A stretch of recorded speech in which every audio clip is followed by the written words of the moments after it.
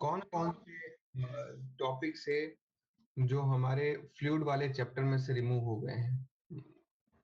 अगर हम सीईटी के पॉइंट ऑफ व्यू से देखें, ऐसे कौन कौन से टॉपिक्स है जो फ्लूइड से रिमूव हो गए हैं, वो हमें थोड़ा सा याद रखना है। जैसे एक बर्नौलीज थ्योरम करके एक पार्ट है, वो पूरा ही पार्ट रिमूव हो चुका है। प्रेशर वाला पार्ट भी पूरा रिमूव हो चुका है।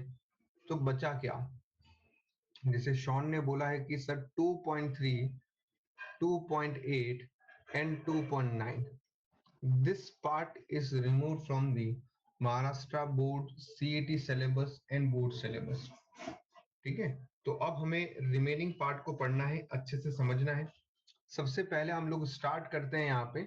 If we talk about the fluids, है ना, फ्लूइड की हम बात करते हैं तो हमारे दिमाग में एक दो वर्ड आने लग जाते हैं। एक होता है हमारा लिक्विड, एक होता है गैस, है ना। जब भी हम फ्लूइड बोलेंगे तो लिक्विड गैस हमारे दिमाग में आ गए कि चलो यार लिक्विड और गैस के बारे में पढ़ने वाले। फ्लूइड इज दैट सब्सटेंस, है ना, जो फ्लो कर सकता है। और substance which can flow is known as the fluid. Clear है? फ्लूइड्स की अगर हम लोग बात करें जनरली, तो फ्लूइड, ये लिख नहीं रहा हूँ, ये वाला पार्ट में जस्ट एक थियरी है, तो आप आराम से सुन लीजिए। फ्लूइड जब रेस्ट पे होता है ना, जब फ्लूइड रेस्ट पे होता है तो उसके पास में कोई शेयर स्ट्रेंथ नहीं होती है ना। When fluid is at rest, no shear strength. It means जब वो रेस्ट पे है तो आप स्लाइड, बिल्कुल स्लाइड सा भी टेंजेंशियल फोर्स अप्लाई करेंगे, उसके अंदर मूवमेंट आएगा। बट वही अगर जब ये मोशन में हो, क्या हो बेटा, ये मोशन में हो, तो उसके पास में शेयर स्ट्रेंथ होती है। आफ्टर सर्टेन टाइम बाद में वो स्टॉप हो जाता है हैविंग शेयर स्ट्रेंथ। तो मोशन पे नो डाउट शेयर स्ट्रेंथ रहेगी, बट वही जब वो रेस्ट पे होता है तो उसके पास में कोई शेयर स्ट्रेंथ नहीं होती है। क्लियर है? अगर हम बात करते हैं आइडियल फ्लूइड की, किसकी बात करें बेटा हम? आइडियल फ्लूइड की। तो आइडियल फ्लूइड क्या होता है बेटा?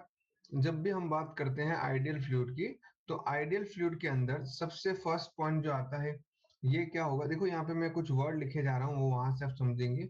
S I I N. S का मतलब होता है स्टेडी फ्लो।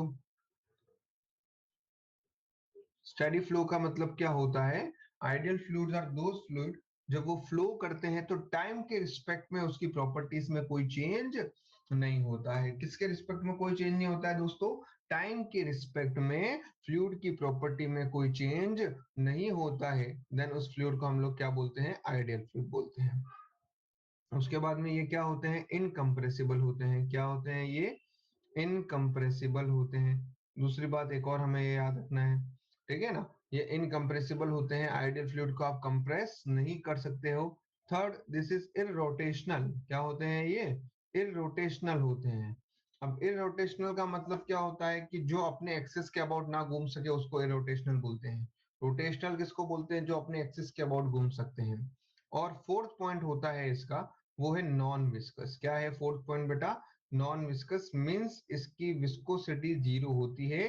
तो आइडियल फ्लूइड को आप एक बार डिस्टर्ब करें, ये सालों साल लगातार चले जाएगा, कभी स्टॉप नहीं होने वाला है।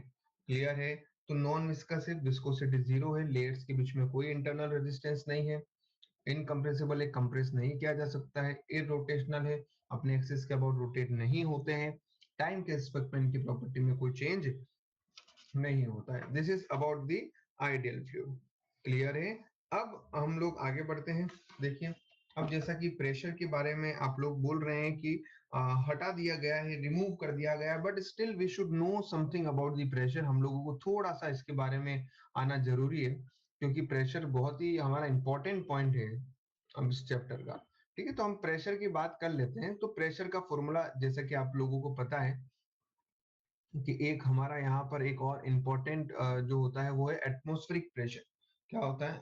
मुझे ऐसा क्यों, 1 मिनट, थोड़ा सा शायद कुछ हैंग हुआ है। Yes, come back. प्रेशर की बात करेंगे तो प्रेशर में सबसे पहले हम बात करते हैं एटमॉस्फेरिक प्रेशर। एटमॉस्फेरिक प्रेशर को कौन मेजर करता है बेटा? एक बैरोमीटर करके एक इंस्ट्रूमेंट है जो एटमॉस्फेरिक प्रेशर को मेजर करता है। What is the value of atmospheric pressure? 1 atm equal to 1 atm equal to 1.1 1.01325 bar, 1.01325 bar. Bar से बहुत सारे बच्चे कहीं और चले गए होंगे। बार का मतलब होता है प्रेशर। अब अगर इसको हमें पास्कल में कन्वर्ट करना है तो 1.01 इंटू 10⁵ पास्कल आ चुका है। ठीक है, ये एक और हमारे पास में इंपॉर्टेंट कन्वर्जन हमें मिल जाता है एटमॉस्फेरिक प्रेशर का।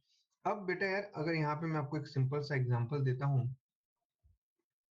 मान लेते हैं कि ये लिक्विड है और यहाँ पर हम लोग, ये कोई पॉइंट है, ठीक है ना, ये कोई पॉइंट दिया हुआ है। मान लेते हैं ये पॉइंट बी है और ये पॉइंट है। ये लिक्विड के सरफेस पे जो प्रेशर लगता है वो कौन सा होता है? Atmospheric pressure. और इसको बोला जाता है फ्री सरफेस। क्या बोला जाता है बेटा इसको? फ्री सरफेस हम इसको बोलेंगे। और ये जो प्रेशर है उसको हम एटमॉस्फेरिक प्रेशर बोलेंगे। और ये जो डेप्थ है, ये कितना डेप्थ में है देखो, h।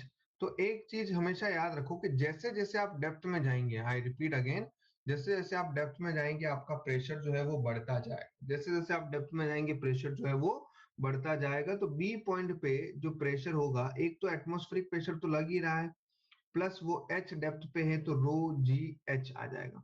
क्लियर है? तो ये एक चीज को हमें ध्यान में रखना है। जितना डेप्थ में जाओगे, अगर वही आपको प्रेशर डिफरेंस पूछा होता तो वो डेल्टा पी कितना हो जाता सरफेस में, और बी पॉइंट में जो प्रेशर डिफरेंस है वो है रो जी एच। तो जितना आप डेप्थ में जाएंगे उतना ही प्रेशर आपका इंक्रीज होता जाएगा। जितना आप डेप्थ में जाएंगे एच की वैल्यू बढ़ेगी और प्रेशर इंक्रीज होगा। क्लियर हो गया यहाँ तक? चलिए, अब उसके बाद नेक्स्ट जब हम आगे बढ़ते हैं, नेक्स्ट जो हमारा पॉइंट है, आई थिंक पास्कल्स लॉ भी रिमूव कर दिया है क्या दोस्तों? अच्छा, आप बोल रहे हैं कि 2.3 वाला पार्ट पूरा ही रिमूव्ड है। ओ हो, मजे की बात हो गई यार ये तो आप यहाँ पे पास्कल्स लॉ जो कि वैसे रिमूव हो गया है, बट वो भी एक इनक्लोज फ्लूइड है और इनक्लोज फ्लूइड के अंदर जो है प्रेशर हर पॉइंट पे सेम रहता है। मतलब बहुत ज्यादा पार्ट आपका इसका रिमूव कर दिया गया है। ये तो बहुत मजे की बात है। अब हम जो आते हैं जहां से हमारा बेसिकली ये चैप्टर शुरू हुआ है और जो कंटेंट आने वाला है हमारे बोर्ड्स के एग्जाम में और सीईटी के एग्जाम में, वो है surface tension. One of the most important segment of this chapter, surface tension. जैसा कि आपको पता है कि अगर मैं सरफेस टेंशन के बारे में बात करूं, surface tension is the property of A fluid, या फिर हम बोल सकते हैं स्पेशली सरफेस टेंशन लिक्विड की ही प्रॉपर्टी है। Property of the liquid by virtue of which it tends to minimize its surface area. अपने सरफेस एरिया को कम करने की जो टेंडेंसी है ना, इसी प्रॉपर्टी को हम सरफेस टेंशन बोलते हैं, है ना, tendency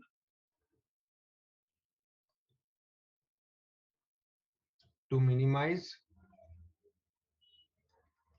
it's surface area, tendency to minimize its surface area. Surface area को मिनिमम करने की टेंडेंसी को हम क्या बोलते हैं? सरफेस टेंशन बोलते हैं। क्लियर हो गया? बेसिकली सरफेस टेंशन जब हम पढ़ते हैं तो हम लोग दो फोर्स हमारे दिमाग में आते हैं। एक होता है कोएसिव फोर्स, दूसरा होता है adhesive force. If we talk about the cohesive force same type के मॉलिक्यूल्स के बीच में जो अट्रैक्टिव फोर्स होता है उसको कोएसिव बोलते हैं, और डिफरेंट टाइप के मॉलिक्यूल्स के बीच में जो अट्रैक्टिव फोर्स है उसको हम एडेसिव फोर्स बोला जाता है। अब यहाँ पे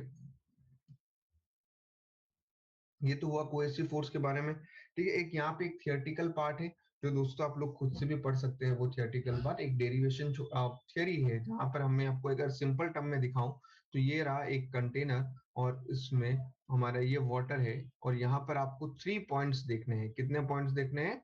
3 पॉइंट्स देखने हैं। अब एक पॉइंट आप क्या कर देना, यहाँ पे बिल्कुल मिड में लेना, और वो जो मिड पॉइंट है ना वो ऑल डायरेक्शन से इक्वली अट्रैक्ट होता है। ऑल डायरेक्शन से इक्वली अट्रैक्ट होता है तो उस पर नेट फोर्स 0 होता है।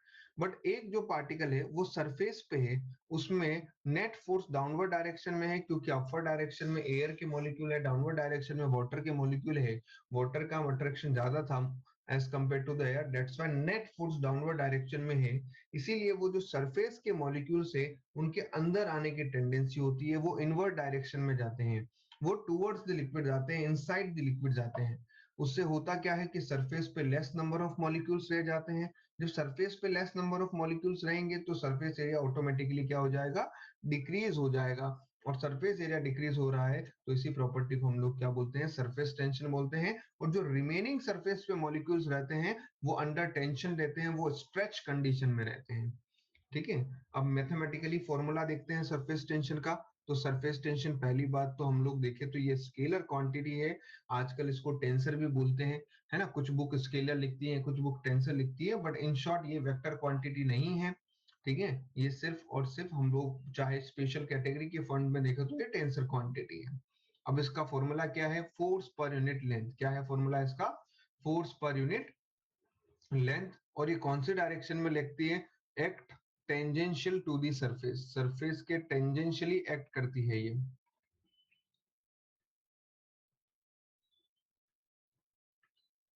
ठीक है, ये यहाँ तक तो समझ में आ गया। यहाँ पे अब देखिए मैं आपको कुछ स्पेशल शेप्स बता देता हूँ जिसपे हमारे न्यूमेरिकल बनते हैं। जैसे मान लेते हैं कि यहाँ पर एक सरफेस पे एक रिंग, वाटर के सरफेस पे, ये रहा वाटर का सरफेस, इस पे एक रिंग रखा हुआ है। तो अगर मुझे बताओ कि रिंग की वजह से जो सरफेस टेंशन या रिंग के ऊपर एक अपवर्ड डायरेक्शन में जो फोर्स लग रहा होगा, अगर वो फोर्स लगाना होता है तो आप क्या करते हो, सरफेस टेंशन इंटू लेंथ करते हो। अगर ये रिंग है तो इस केस में ये लेंथ कितना होगा बेटा, रिंग में इनर सरफेस पे भी सरफेस टेंशन की वजह से फोर्स लगेगा और आउटर सरफेस पे भी सरफेस टेंशन की वजह से फोर्स लगेगा। And this force is 2 pi r1 into 2 pi r2। 2 pi r1 is the inner radius, 2 pi r2 is a outer radius। अगर डिस्क होती तो क्या करना पड़ता, डिस्क में सिर्फ आउटर सरफेस लेते 2 pi r होता। अगर हमारे सपोज क्या होता, प्लेट होता तो हमें प्लेट का पेरीमीटर, प्लेट का सरकमफ्रेंस या पेरीमीटर लेना पड़ता। क्लियर है। नाउ नेक्स्ट जो हमारा इंपॉर्टेंट पॉइंट आता है वो एक छोटा सा डेरिवेशन है। ठीक है ना, अगर हम बोर्ड्स के पॉइंट ऑफ व्यू से देखें तो ये डेरिवेशन इंपॉर्टेंट भी बनता है, और वो है सरफेस एनर्जी वाला डेरिवेशन। कौन सा डेरिवेशन है बेटा, सरफेस एनर्जी का डेरिवेशन है। हमें प्रूव करना है surface energy per unit area वाले रिलेशन को। ठीक है, तो पहले मैं वो रिलेशन लिखना चाहूंगा। जैसे सरफेस टेंशन का आपने फॉर्मूला देखा, सरफेस टेंशन इक्वल टू क्या था, फोर्स पर यूनिट लेंथ आ गया है। वहीं पे अगर हम लोग चाहे तो ये भी लिख सकते हैं work done upon change in area, और यही वर्क डन को हम लोग सरफेस एनर्जी भी बोल सकते हैं। अब आप बोलेंगे सर यहाँ पे ये वर्क डन को कैसे बोलेंगे सरफेस एनर्जी, है ना। अब इस वर्क डन को कैसे सरफेस एनर्जी बोला जा सकता है, देखिए ध्यान से देखेंगे। जनरली हमने देखा है कि सरफेस टेंशन की वजह से होता क्या है, जो सरफेस के मॉलिक्यूल्स है वो इनसाइड द लिक्विड आने की टेंडेंसी होती है, ताकि सरफेस पे लेस नंबर ऑफ मॉलिक्यूल्स रहे और सरफेस एरिया डिक्रीज हो जाए। बट हम उल्टा काम कर रहे हैं, हम लोग क्या कर रहे हैं, इनसाइड से मॉलिक्यूल्स को सरफेस पे लेके जा रहे हैं। In short what we are doing, हम लोग सरफेस एरिया बढ़ा रहे हैं, हम लोग सरफेस एरिया इंक्रीज कर रहे हैं। हम इनसाइड से मॉलिक्यूल्स को सरफेस पे लेके आ रहे हैं, इनसाइड से मॉलिक्यूल्स को सरफेस पे लेके आ रहे हैं। तो उससे होगा क्या दोस्तों, जब हम इनसाइड से मॉलिक्यूल को सरफेस पे लेके आएंगे तो सरफेस पे नंबर ऑफ मॉलिक्यूल्स इंक्रीज हो जाएंगे। जब सरफेस पे नंबर ऑफ मॉलिक्यूल्स इंक्रीज हो जाएंगे तो surface area by default increase हो जाएगा। क्या हो जाएगा, सरफेस एरिया इंक्रीज हो जाएगा। क्लियर है। तो अब जब सरफेस से मॉलिक्यूल को, ध्यान देना बेटा, हमें जब मॉलिक्यूल को सरफेस पे ले जाना है, इनसाइड से अंदर से मॉलिक्यूल को सरफेस पे ले जाना है, तो उसके लिए हमने कुछ अमाउंट ऑफ वर्क डन किया है, हमने कुछ अमाउंट ऑफ वर्क डन किया है। और वो extra amount of work done जो है वो सरफेस के मॉलिक्यूल्स के अंदर एनर्जी की फॉर्मेट में स्टोर हो जाता है। वो जो ये extra amount of work done हुआ है वो सरफेस के मॉलिक्यूल्स के अंदर एनर्जी की फॉर्मेट में स्टोर हो जाता है, और यही एक्स्ट्रा एनर्जी को हम सरफेस एनर्जी बोलते हैं। क्लियर हो रहा है। तो क्या हम यहाँ से कंक्लूड कर सकते हैं कि जो सरफेस के मॉलिक्यूल्स है that have more energy as compared to inside molecule, surface molecules have more energy as compared to the inside molecules, because उस केस में क्यों होती है, क्योंकि सरफेस टेंशन के अगेंस्ट में वर्क करना पड़ता है और उन मॉलिक्यूल को इनसाइड से सरफेस पे लाने के लिए, और ये एक्स्ट्रा जो एनर्जी है उसको हम सरफेस एनर्जी बोलते हैं। क्लियर है। तो सरफेस टेंशन का एक और फॉर्मूला मिल जाता है, work done upon change in area. अब इसको मैं आपको छोटा सा वो डेरिवेशन का भी ब्रीफ दे देता हूं। देखिए क्या है, ये एक हमारे पास में इस तरीके से आपको एक दिखेगी, फ्रेम दिखेगी, जिसमें ये जो तीनों आर्म है वो फिक्स है, और ये वाली आर्म जो है वो मूवेबल है। I repeat, this P Q arm is movable. हमने इसको क्या किया, इस हॉरिजॉन्टल कंडीशन में, इसी कंडीशन में इसको डिप कर दिया है सोप सॉल्यूशन में। किसमें डिप कर दिया हमने इसको? सोप सॉल्यूशन के अंदर डिप कर दिया है। जब हम सोप सॉल्यूशन में डिप करेंगे, व्हाट वी विल फील, हमें क्या दिखेगा यहाँ पे, इस तरह से हमें लिक्विड की, इस तरह से हमें सोप की यहाँ पे एक फिल्म दिखाई देगी, है ना। इस तरह से हमें एक सोप की इस पे फिल्म बनी हुई दिखाई देगी। क्लियर है? Are you getting my point? हमने क्या किया है, ये एक फ्रेम बनाया है और इस हॉरिजॉन्टल फ्रेम को डिप कर दिया है किसके अंदर? सोप सॉल्यूशन में डिप कर दिया है। और जब हम इस रेक्टेंगुलर फ्रेम को सोप सॉल्यूशन में डिप करेंगे तो उस वजह से होगा क्या, जब हम इस रेक्टेंगुलर फ्रेम को सोप सॉल्यूशन में डिप करेंगे तो ये जो सोप सॉल्यूशन में देखो, अब यहाँ पर सरफेस टेंशन एक्ट होने लगेगा। क्यों? क्योंकि ये जो सोप का बबल बना है वो अपने सरफेस एरिया को मिनिमाइज करने का कोशिश करेगा। ये जो सोप का बबल बना है वो अपने सरफेस एरिया को क्या करेगा? मिनिमाइज करने का कोशिश करेगा। जब ये सोप फिल्म अपने सरफेस एरिया को मिनिमाइज करने का कोशिश करेगा तो होगा क्या उससे, कि ये देखो क्यों करे, उससे होगा क्या, देखो ये पी क्यू आर्म है, इस पी क्यू आर्म पे लिक्विड के मॉलिक्यूल्स ऐसे लगे हुए रहेंगे, सोप फिल्म के जो आउटर लेयर लिक्विड मॉलिक्यूल इस तरह से लगे रहेंगे। अब ये कॉन्ट्रैक्ट होंगे, ये अंदर की तरफ जाएंगे, तो ये जब मॉलिक्यूल्स अंदर की तरफ जाना चाहेंगे तो साथ साथ में वो किसको मूव कराएंगे? इस पी क्यू आर्म को भी मूव कराएंगे। साथ साथ में किसको मूव कराएंगे? इस PQ वाली आर्म को भी मूव कराएंगे। उस वजह से ये PQ वाली आर्म भी अंदर की तरफ मूव कर सकती है। मींस अगर हम देखें तो PQ आर्म पे इनसाइड फोर्स लगेगा। कौन सा फोर्स लगेगा? Inside force. बट अभी हमें क्या करना है, हमें उल्टा करना है, हमें सरफेस एरिया बढ़ाना है। तो हमने क्या किया, जितना सरफेस टेंशन की वजह से इनसाइड फोर्स लग रहा है, हमने वो सेम फोर्स आउटसाइड लगा दिया है और उससे ये PQ आर्म की लेंथ इंक्रीज होके डेल्टा एक्स हो गई है। क्लियर है? तो हमने PQ आर्म की लेंथ को इंक्रीज कर दिया है। जितना फोर्स इनसाइड लग रहा था सेम फोर्स हमने आउटसाइड लगा दिया है और वो PQ आर्म को इंक्रीज कर दिया है।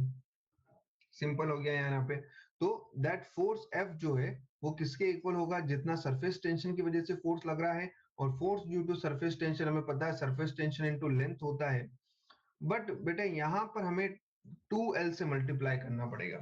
अब आप बोलेंगे सर आपने सरफेस लेंथ को 2 से क्यों मल्टीप्लाई किया? क्योंकि सोप फिल्म में है, क्या है? Soap film. अब सोप फिल्म में बेसिकली अगर हम लोग देखें तो लिक्विड जो है ये लिक्विड का मॉलिक्यूल है, ये अंदर की तरफ एयर हो गई, बाहर की तरफ PQ का मटेरियल हो गया। इनसाइड टू सरफेस हो गए, ये आउटर सरफेस, ये इनर सरफेस, दो सरफेस होते हैं। दैट्स वाई सोप फिल्म में हमेशा हम किससे मल्टीप्लाई करना पड़ता है? 2 से मल्टीप्लाई करना पड़ता है, क्योंकि सोप फिल्म में 2 सरफेस होते हैं। फोर्स मिल गया। अब हमें वर्क निकालना है और वर्क का फॉर्मूला हम लोगों को पता है, फोर्स इनटू डिस्प्लेसमेंट कितना हुआ है बेटा? dx ये डेल्टा एक्स डिस्प्लेसमेंट हुआ है, F into 2 into L into delta X, और ये किसके इक्वल हो जाएगा? This become equal to change in area. किसके इक्वल हो जाएगा? Change in area. अब आप बोलेंगे सर चेंज इन एरिया तो L इंटू डेल्टा एक्स होना चाहिए। बेटा अगेन सोप है तो दो एरिया में चेंज हुआ है, इनर इनर एरिया और outer area. That's why this is net change in area. F into delta A मिल गया है। वर्क डन का फॉर्मूला हमें। अब मुझे बताइए फोर्स का फॉर्मूला क्या हो जाएगा? फोर्स इक्वल टू हो जाएगा हमारे पास, अरे अरे अरे यहाँ पे टी लिखो ना यार, टी इंटू डेल्टा एल चल रहा है। तो ये इस तरह से हमें सरफेस टेंशन का फॉर्मूला मिल जाएगा, work done upon change in area. Clear? कोई डाउट है इसके अंदर? ये छोटे से डेरिवेशन को मैंने काफी जल्दी ब्रीफ में बता दिया है। तो ये डेरिवेशन आपको करना है पूरा अच्छे से, मैंने आपके नोटबुक में लिखवाया हुआ है पहले। अब यहाँ पर कुछ न्यूमेरिकली अगर हम लोग देखें तो कुछ फॉर्मूले बनते हैं, वो मैं आपको फॉर्मूले लिखवा देता हूँ। फर्स्ट फॉर्मूला है वर्क डन इन ब्लोइंग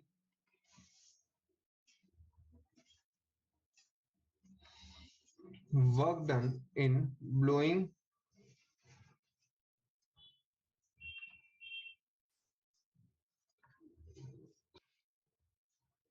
ये लीजिए, फोटो ले लीजिए यार, है ना।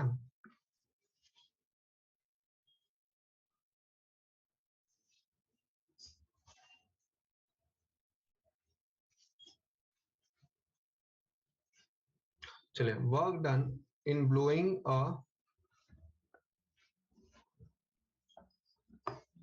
Work done in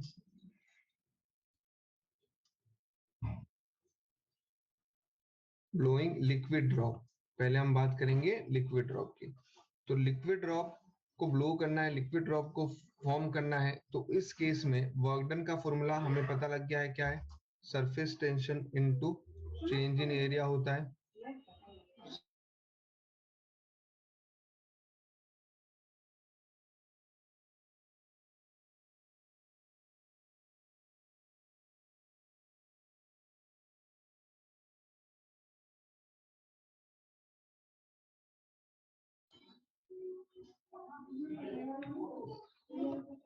work done in blowing a liquid drop क्या आ गया? Work done equal to surface tension into change in area. ठीक है ना, वर्क डन इक्वल टू क्या हो गया? Surface tension into change in area आ गया हमारे पास में। अब यहाँ पे आपको कुछ नहीं करना है, लिक्विड ड्रॉप को फॉर्म करना है। जब हम लिक्विड ड्रॉप को बनाते हैं तो वर्क डन का फॉर्मूला क्या होगा? सरफेस टेंशन इनटू 4 पाई R2 स्क्वायर माइनस, अब यहाँ पे वो नया फॉर्म कर रहे हैं, हम नया फॉर्म कर रहे हैं तो उसके पास में कोई रेडियस होगी नहीं, इनिशियली तो वो जीरो होगा ना, तो क्या हो जाएगा यहाँ पे? 4 pi R square minus zero होगा। Work done to increase radius R2 to R1 to R2, radius of liquid drop from R1 to R2। तो W इक्वल टू क्या हो जाएगा? सरफेस टेंशन इंटू 4 पाई R2 स्क्वायर माइनस 4 पाई R1 square. ठीक है, अगर हम बात करें किसकी, हमारा next work done in liquid drop हो गया हमारा। अभी कौन सा बनेगा? Soap bubble. तो सोप बबल के केस में बस ध्यान देंगे, सोप बबल के केस में यहाँ पर आपको सिर्फ और सिर्फ किससे मल्टीप्लाई करना है बेटा? 2 से मल्टीप्लाई कर देना है। किससे मल्टीप्लाई कर देना है? 2 से, और कुछ नहीं। क्यों करना है 2 से? क्योंकि इसमें 2 सरफेस होते हैं, inner surface and outer surface. 4 pi R2 square minus 4 pi R1 square. ठीक है, तो ये सोप बबल का भी आ गया हमारे पास में प्रॉब्लम। चलिए, ये यहाँ तक तो क्लियर कट सबको हो गया, समझ में आ गया है। अब नेक्स्ट एक और बड़ा ही इंटरेस्टिंग सा टॉपिक है, वो है हमारा एंगल ऑफ कांटेक्ट। इस पे भी बड़े क्वेश्चंस आते हैं बेटा, है ना। एंगल ऑफ कांटेक्ट देखते हैं क्या है। एंगल ऑफ कांटेक्ट,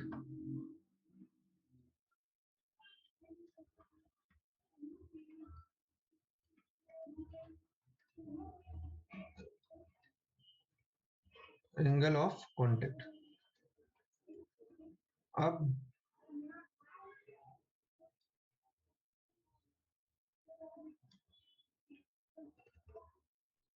अब ये देखिए, नेक्स्ट जो है यहाँ पे, अब यहाँ तक आ गया है। अब उसके बाद में ये देखो, मान लेते हैं कि ये रहा हमारा कोई भी लिक्विड।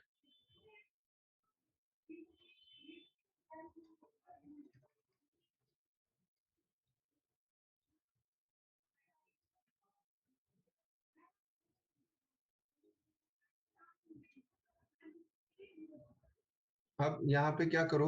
अब यहाँ पे ये रहा पॉइंट हमारे, ठीक है। अब इस पे टेंजेंट मारो यहाँ पे। अब ये रहा tangent, this is tangent to liquid surface. This is what? Tangent to liquid surface. ये क्या है? Tangent to liquid surface. Tangent to liquid surface आ रहा है, और ये है हमारे सॉलिड सरफेस। ये क्या है? हमारा सॉलिड सरफेस है। तो टेंजेंट टू लिक्विड सरफेस और सॉलिड सरफेस के बीच में जो एंगल होता है उसको हम एंगल ऑफ कांटेक्ट बोलते हैं, थीटा। उसको हम क्या बोलते हैं? एंगल ऑफ कांटेक्ट बोलेंगे, थीटा। देयर आर 3 केसेस, उसमें से सबसे फर्स्ट है हमारे पास में, अब देखो, कॉनकेव मिनिस्कस। यहाँ पर आपको दिख रहा होगा कि ये कॉनकेव मिनिस्कस बना हुआ है। तो जब भी कॉनकेव मिनिस्कस बन रहा है उस केस में ये जो थीटा होता है, एंगल ऑफ कांटेक्ट होता है, वो लेस देन 90 होता है। उसके बाद में यहाँ पर कौन सा फोर्स लग रहा है? यहाँ पर ये एडेसिव फोर्स जो है वो ग्रेटर देन होता है हमारा किससे? कोएसिव फोर्स से। एडेसिव फोर्स क्या होता है? ग्रेटर होता है हमारे कोएसिव फोर्स से। और यहाँ पर अब एग्जांपल अगर देखें तो यहाँ पर क्या आएगा, वाटर विथ ग्लास। क्या हो जाएगा यहाँ पे एग्जांपल, वाटर विथ ग्लास हो जाएगा। यहाँ एग्जांपल आ गया है वाटर विथ ग्लास। अब यहाँ पर सेकंड क्या हो गया, एक और एग्जांपल देखो, कॉनकेव कब बनेगा, कॉनकेव बनेगा जब हमारा ये देखो सिंपल से पॉइंट है, कॉनकेव मिनिस्कस कब बनता है, कॉनकेव मिनिस्कस बनता है जब थीटा की वैल्यू ग्रेटर देन होती है 90 डिग्री। और उस केस में कौन सा फोर्स ज्यादा होता है बेटा, कोएसिव फोर्स जो है वो ग्रेटर होता है एडेसिव फोर्स में। एग्जाम्पल क्या होता है इसका, मर्क्यूरी, मर्क्यूरी विथ ग्लास। क्या है example, mercury with glass, mercury with glass.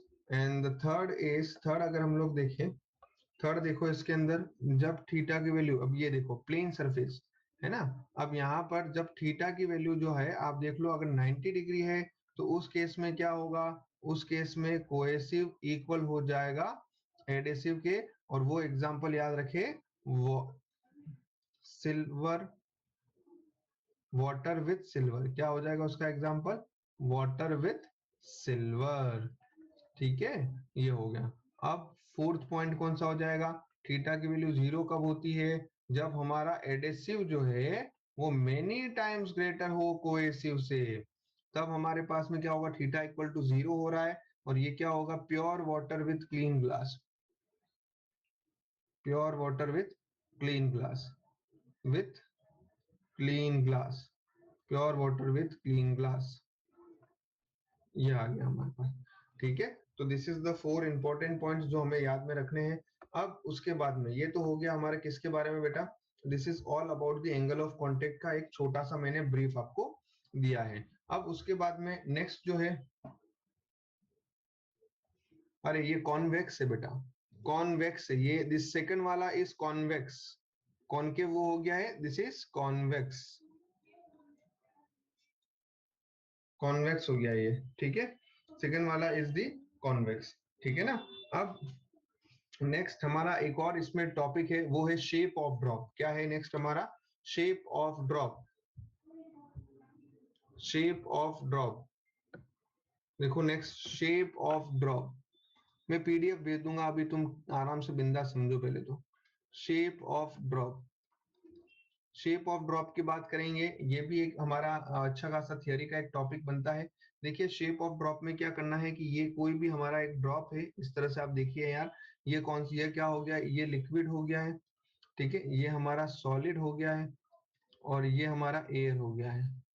ठीक है, ये लिक्विड हो गया, ये सॉलिड हो गया है, और ये हमारा एयर हो गया है। अब उस केस के अंदर यहाँ पर आपको 3 फोर्स बनाने हैं। एक हो जाएगा हमारे पास में T3, ये हो गया हमारे पास में T2, और इधर की तरफ या फिर इसको T1 बोलो, T2 बोलो, जो भी आपकी इच्छा हो, जैसे आपके स्टेट बुक में जो लिखा है वो बोल दो। T1 हो गया, इधर की तरफ ये जो लग रहा है ये हो गया T2 हो गया। ये क्या हो गया है, ये किसके बीच में है, बिटवीन, ये किसके बीच में, बिटवीन लिक्विड एंड एयर। ये किसके बीच में है, बिटवीन सॉलिड एंड लिक्विड। ये किसके बीच में है, सॉलिड एंड एयर के बीच में। वंदन पॉसिबल ही नहीं है लैग होना, लैग हो रहा है क्या, स्क्रीन लैग हो रही है क्या, नहीं हो रहा है, बिल्कुल बरोबर सही चल रहा है। ठीक है ना, ये तीनों आ गए, और दिस एंगल इज थीटा, और इसको क्या बोलेंगे हम लोग, एंगल ऑफ कांटेक्ट। तो आप ठीक है, तो ये यहाँ तक तो हमें क्लियर हो गया, एंगल ऑफ कांटेक्ट हो गया थीटा। अब इक्वेशन ये क्या है, force due to surface tension at the interface of liquid air, force due to surface tension at the interface of solid and liquid, force due to surface tension at the interface of solid and air. अब यहाँ पर equation बनाइए, क्या equation बनेगा, देखो यार force equilibrium वाली equation बनाइए। राइट साइड का force equal to left side में T3 का कौन सा कंपोनेंट आएगा, cos थीटा प्लस T1 आएगा। तो यहाँ से cos थीटा का वैल्यू मिलेगा T2 minus T1 upon T3, T2 minus T1 upon T3। Clear है। अब ये थीटा के ऊपर सब कुछ डिपेंड है, अगर थीटा 90 से लेस आता है कॉनकेव, थीटा 90 से ग्रेटर है कॉन्वेक्स, थीटा की वैल्यू अगर आती है 0 तो प्लेन, और थीटा की वैल्यू 90 आती है तो भी हमारा प्लेन सरफेस बनने वाला है। क्लियर हो गया यहाँ तक। अब थीटा की वैल्यू किस पे डिपेंड कर रही है? इन सरफेस, इन पे, ये जो force due to surface tension दिख रहे हैं ना बेटा, ये T1 T2 T3 इनके ऊपर डिपेंड कर रही है। इसी पे हमने डिफरेंट डिफरेंट केसेस बनाए हैं। लास्ट केस ये भी था कि जब cos थीटा की वैल्यू ग्रेटर देन 1 आती है तो ऐसा कोई केस पॉसिबल होता ही नहीं है, तो उस केस में हमारी ड्रॉप फॉर्म नहीं होगी, उस केस में हमारी ड्रॉप फॉर्म नहीं होगी। क्लियर? समझा सबको? आप, मैं वही बोल रहा हूं कि हमारे, हाँ, स्प्रेड हो जाती है।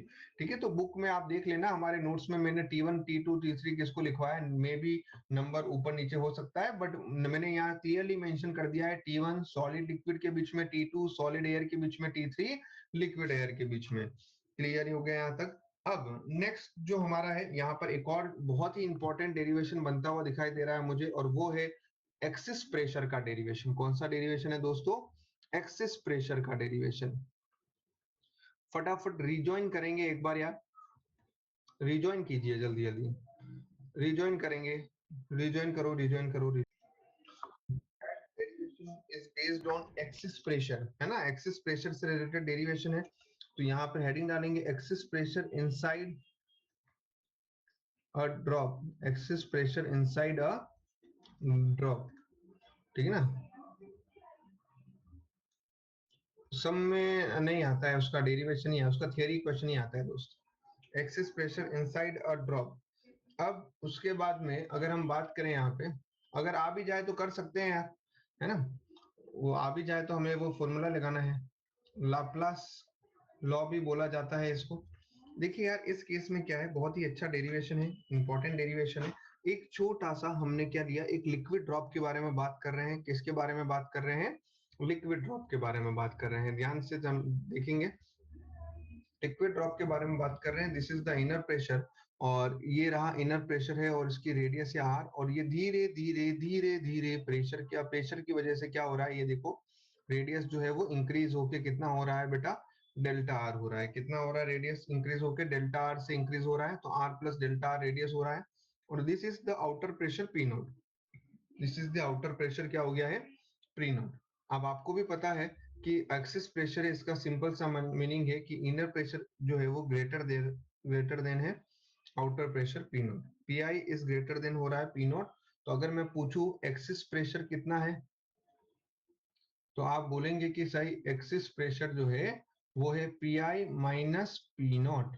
P inner pressure is greater than outer pressure.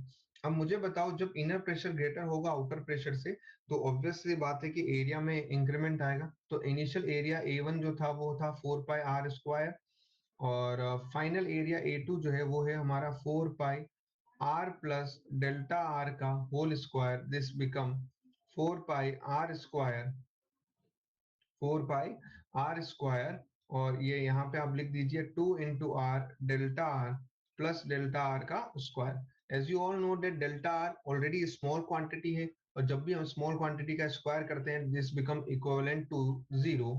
तो ये आ जाएगा 4 pi are square plus 8 r delta r. तो यहाँ से 8 आर डेल्टा आर, ये पाई भी लग जाएगा। यहाँ से हमें डेल्टा ए अगर मैं निकालूंगा, A2 में से A1 को माइनस करूंगा, तो 4 पाई आर स्क्वायर से 4 पाई आर स्क्वायर कैंसिल हो जाएगा, और this become 8 pi are delta are हमें मिल जाएगा। This is about the delta A, this is about the delta A. Change in pressure हमें मिल चुका है। अब आपको चेंज इन प्रेशर मिल चुका है, एक्सिस प्रेशर का आपके पास में फॉर्मूला है, आप वर्क डन का आप सिंपल सा फॉर्मूला लगाए, surface tension into change in area एक फॉर्मूला होता है, और एक होता है axis pressure, extra pressure, change in pressure into inner वाले सरफेस पे लग रहा है तो इनर सरफेस। ये समझ में आया? दिस इज द फोर्स मिल गया, प्रेशर इनटू एरिया से क्या मिल जाएगा बेटा, फोर्स मिल जाएगा। प्रेशर इनटू एरिया से क्या मिल जाएगा, फोर्स। वो फोर्स कैसे मिला, प्रेशर इनटू एरिया, क्या, दिस फोर्स इनटू डिस्प्लेसमेंट करो, डिस्प्लेसमेंट कितना हो रहा है बेटा, डेल्टा आर हो रहा है डिस्प्लेसमेंट, डिस्प्लेसमेंट कितना हो रहा है, डेल्टा आर। बस यहाँ से आप सॉल्व करें जल्दी जल्दी, और आपको एक्सिस प्रेशर डेल्टा पी मिलेगा। अब सिंपल सा टी इंटू ये लगा 8 पाई आर डेल्टा आर आपने लिखा है, और this is delta p 4 pi are square delta r, delta are से delta r cancel, delta p equal to 4 से 4 कैंसिल हो गया है, तो that is 2t upon r आ गया है। तो ये लिक्विड ड्रॉप के लिए एक्सिस प्रेशर था, और वही अगर हमें नेक्स्ट और कौन सा शेप है, सोप बबल के लिए केस में देखना होगा तो वो डेल्टा ए को 2 से मल्टीप्लाई करना पड़ता है, इसीलिए सोप में ये डबल हो जाता है, स्लोप के अंदर ये होगा 40/r। क्लियर? तो this is about the Laplace law of correction जो हमने देखा है ना, जिसको Laplace law of spherical membrane बोलेंगे, इसको Laplace law of spherical membrane बोलेंगे। Excess pressure inside a drop नाम से आए या लाप्लास लॉ से आपको ये डेरिवेशन करना है। अनदर ब्यूटीफुल डेरिवेशन एक और हम लोग चलते हैं और वो है कैपिलरी राइज और कैपिलरी फॉल का। कौन सा है बेटा? कैपिलरी राइज और कैपिलरी फॉल का। देखते हैं उसमें क्या है। एक और लास्ट पॉइंट जो बचता है यहाँ पे सरफेस टेंशन से रिलेटेड, वो है capillary rise and capillary fall. अब दोस्तों कैपिलरी राइज और कैपिलरी फॉल के अंदर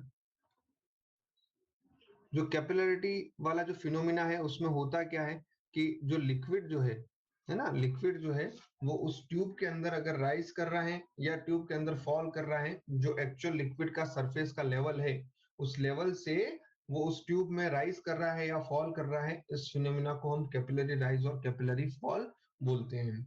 अब इसका जो डेरिवेशन अगर हम लोग देखें वो भी इंपॉर्टेंट है। ये रही कैपिलरी ट्यूब और ये रहा हमारा वो कंटेनर, और इस कंटेनर में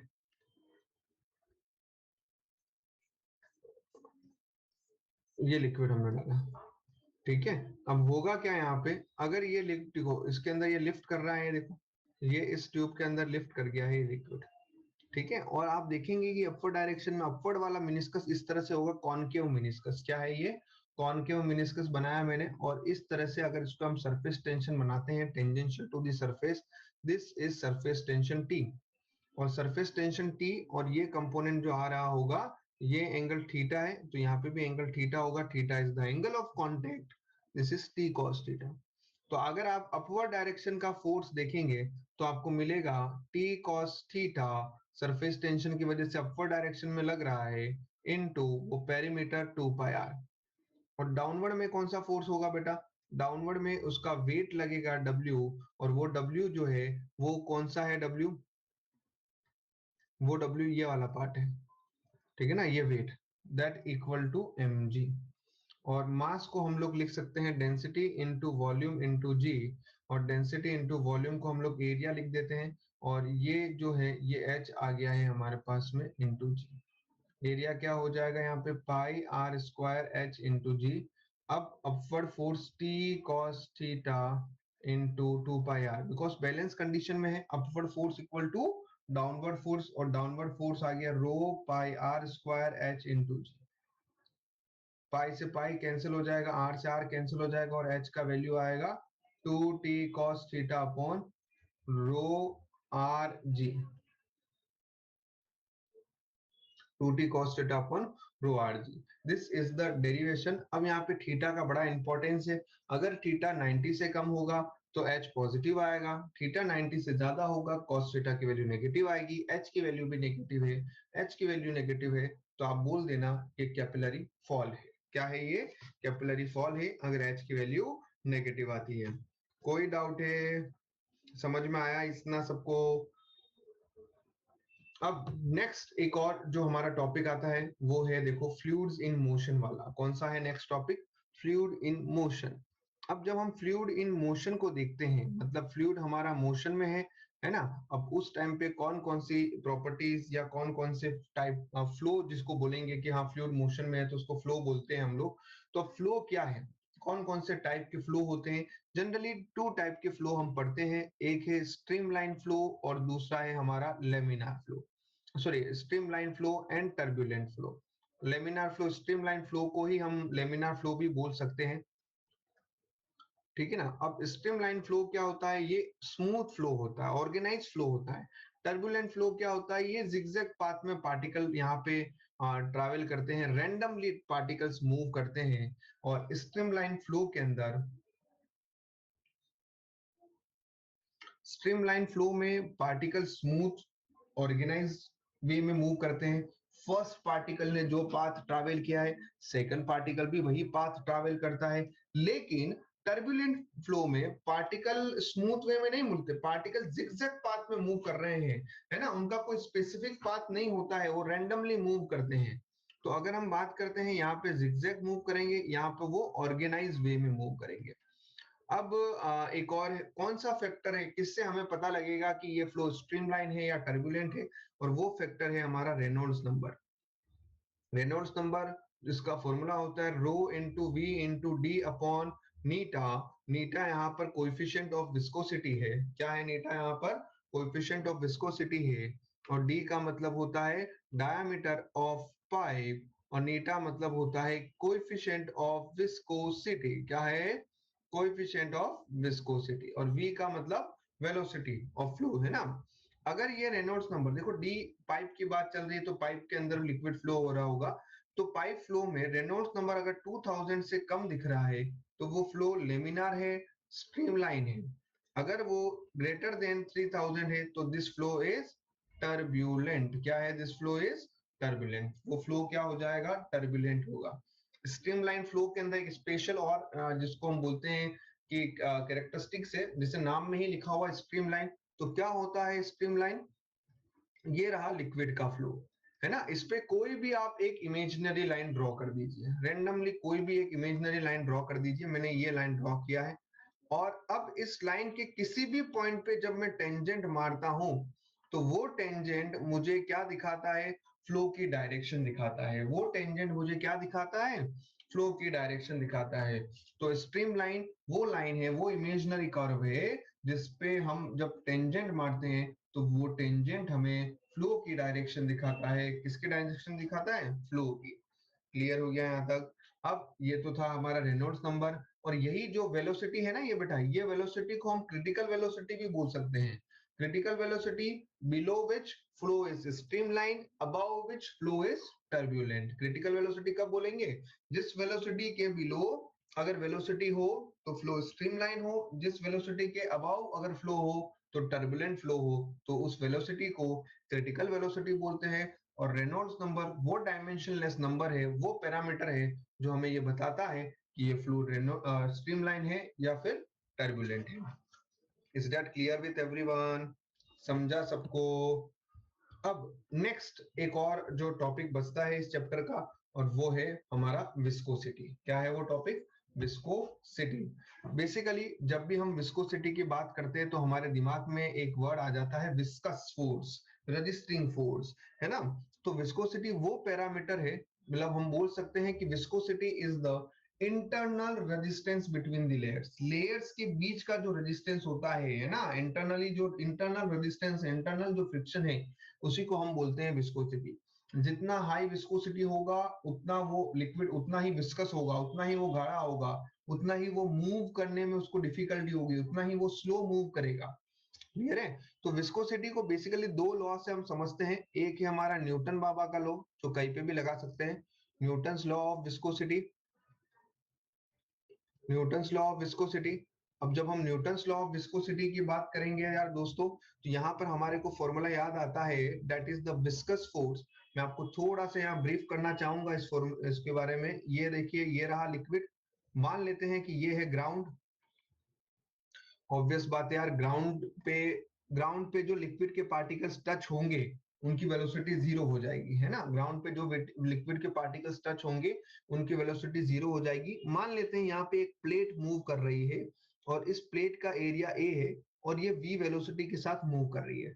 इसका मतलब जो लेयर इस प्लेट से टच में है उस लेयर के पास में वेलोसिटी v है, और जो लेयर ग्राउंड पे टच है उसके पास वेलोसिटी जीरो है। यहाँ पर हम वेलोसिटी डिस्ट्रीब्यूशन कर्व बनाते हैं तो देखेंगे सबसे हाई वेलोसिटी टॉप लेयर की है, उसके बाद वेलोसिटी धीरे धीरे डिक्रीज हो रही है। क्लियर है? इन दोनों लेयर के बीच का गैप जो है वो है टी, जिसको हम थिकनेस से डिनोट कर रहे हैं। ए क्या है? इस प्लेट का एरिया। क्या है विस्कस फोर्स का फॉर्मूला? नीटा इनटू ए। नीटा मतलब कोएफिशिएंट ऑफ विस्कोसिटी, नीटा मतलब coefficient of viscosity into area into velocity gradient, जिसको हम डीवी अपॉन डीवाई लिखते हैं। वेलोसिटी y जैसे जैसे डायरेक्शन में आप जाओगे वेलोसिटी डिक्रीज होती जाएगी। इसी फॉर्मूले को हम चाहे तो ये भी लिख सकते हैं, इस पर्टिकुलर केस में this is v minus zero, dy को हमने लिख दिया है t, जिसको बोलेंगे थिकनेस ऑफ फिल्म। क्या बोलेंगे इसको? Thickness of film. ऐसा न्यूमेरिकल में आता है, इसलिए मैंने डायरेक्ट इस फॉर्म में लिखा है। क्लियर है?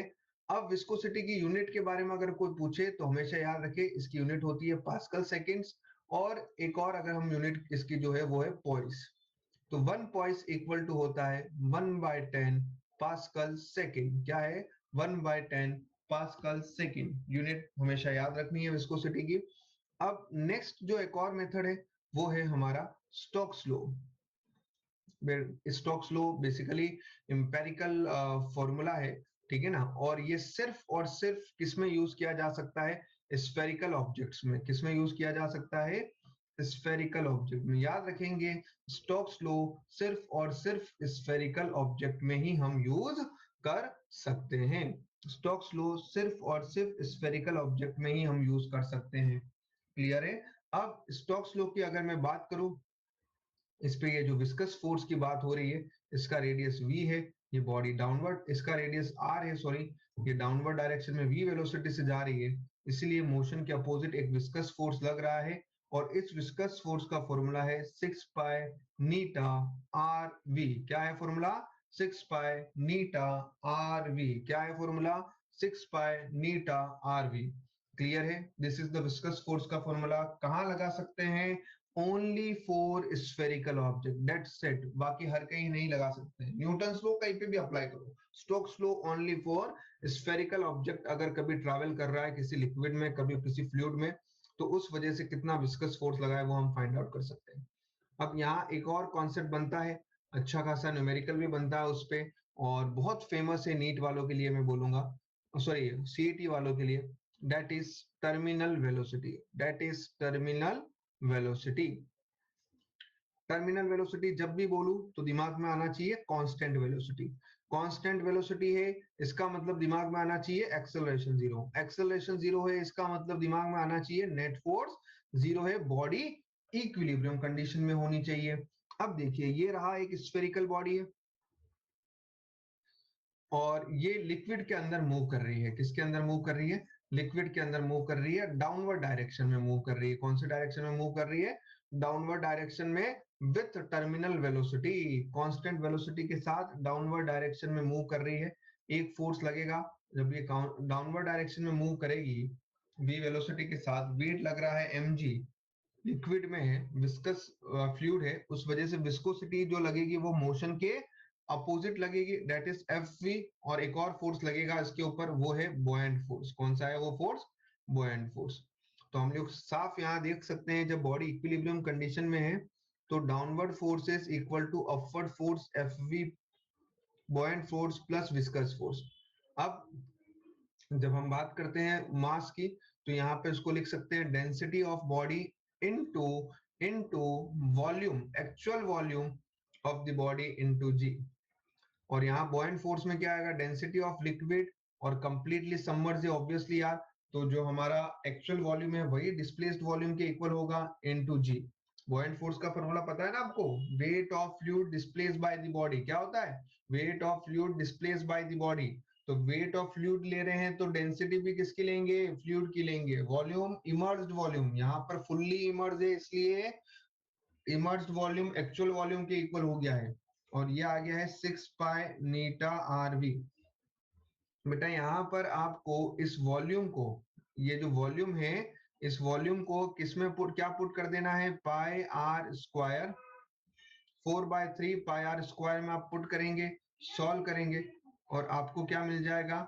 v मिल जाएगा, and that v is 2/9 rho b minus rho l, 2/9 rho b minus rho l r square g upon eta. और ये फॉर्मूला हमें याद होना चाहिए। ठीक है, डन। समझा ये अच्छे से? समझा ये अच्छे से? कोई डाउट है?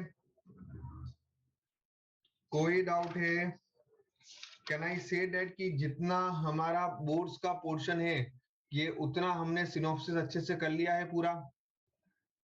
हाँ या ना बोलेंगे? परफेक्ट। ठीक है, तो आपको ये सिनॉप्सिस पूरा, अच्छा थोड़ा ऊपर करना है। ये सिनॉप्सिस को आपको अच्छे से करना है पूरी तरीके से, ठीक है ना? इस सिनॉप्सिस को आपको अच्छे से करना है, पूरी तरह से लिखना है और